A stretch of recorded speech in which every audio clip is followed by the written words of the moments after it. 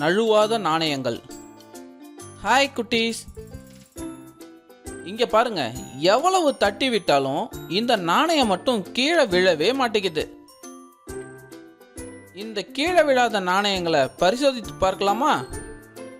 இதற்கு தேவையான பொருட்கள்: 2 நீர் நிரம்பிய தண்ணீர் பாட்டில்கள், நீலவாக்கில் வெட்டப்பட்ட பேப்பர் துண்டுகள் மற்றும் ஒரே மாதிரியான எடையுள்ள 5 ரூபாய் நாணயங்கள்.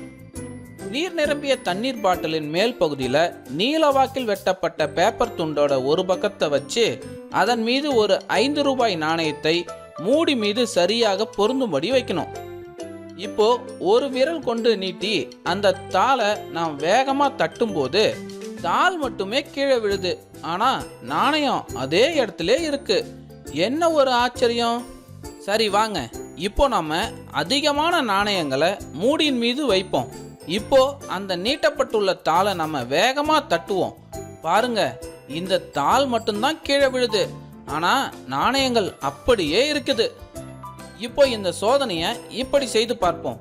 2 தண்ணீர் பாட்டில்களுக்கு இருபுறத்திலும் பேப்பரோட 2 பகுதியை வச்சு அதன் மீது தனித்தனியே 5 ரூபாய் நாணயங்களை வச்சிருவோம்.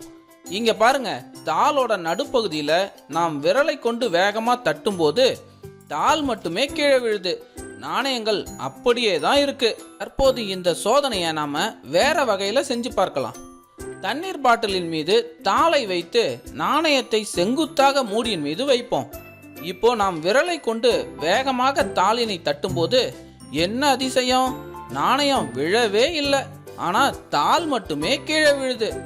இப்போ இந்த சோதனையை நாம் 2 தண்ணீர் பாட்டில்கள்ல மூடிகளின் மீது தன்னுடைய இரு முனைகளும் இருக்குமாறு செய்து நாணயங்களை செங்குத்தாக வைத்து தாளினுடைய மைய பகுதியில தற்போது வேகமா தட்ட போறோம். இப்பயும் தாள் மட்டும்தான் கீழே விழுது, நாணயங்கள் கீழே விழவே இல்லை. என்ன மாணவர்களே, இந்த சோதனை உங்களுக்கு மகிழ்ச்சியை தந்ததல்லவா?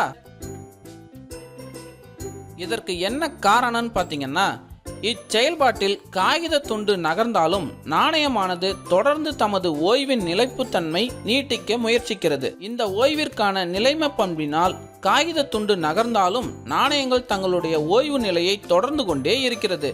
நிலையாக உள்ள ஒவ்வொரு பொருளும் தமது ஓய்வு நிலை மாற்றத்தை எதிர்க்கும் பண்பு ஓய்வில் நிலைமம் எனப்படும்.